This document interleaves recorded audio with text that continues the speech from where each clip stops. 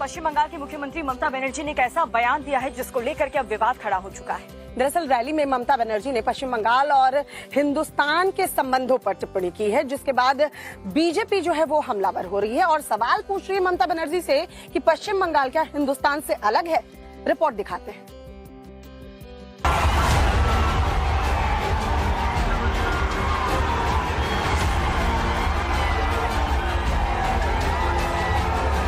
हिंदुस्तान को हम लोग बचाएंगे बीजेपी का हाथ से, ये हम लोग का वादा है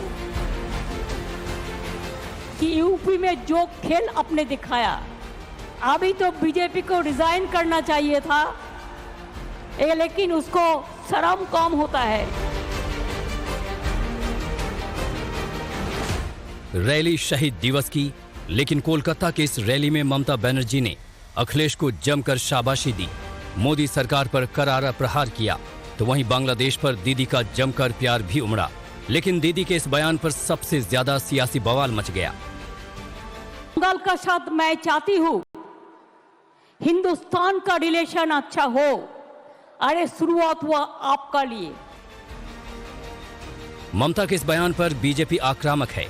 बीजेपी सवाल पूछ रही है कि ममता बनर्जी को ऐसा क्यों लगता है कि बंगाल हिंदुस्तान का हिस्सा नहीं है। क्या ममता बनर्जी हिंदुस्तान को अलग अलग भागों में बांटना चाहती है? देखिए, बंगाल के बिना तो हो नहीं सकता भारत, है तो स्वाभाविक है, लेकिन बंगाल को जिस तरीके के पश्चिम बंगाल बांग्लादेश बनाने में ममता बनर्जी उठी हुई है, लगी हुई है, कितना दिन बंगाल भारतवर्ष में रहेगा, यही तो सबसे बड़ा सवाल है।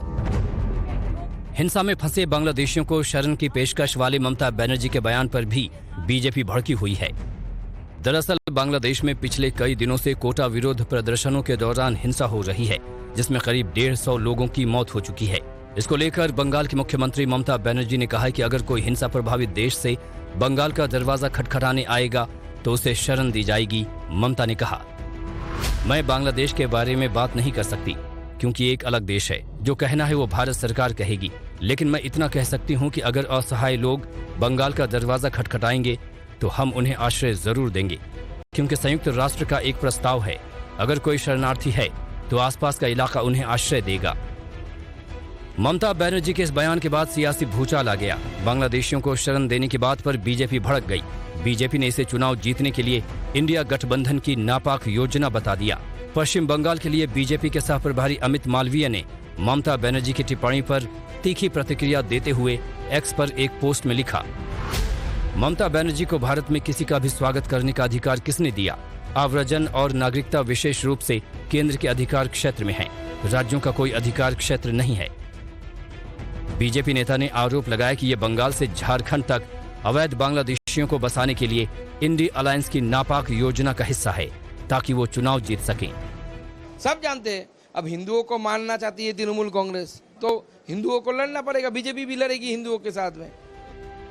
बांग्लादेशियों को शरण देने की ममता बनर्जी के पेशकश के बाद बड़ा सवाल ये भी है कि क्या राज्यों को दूसरे देश से आने वाले शरणार्थियों को शरण देने का अधिकार है?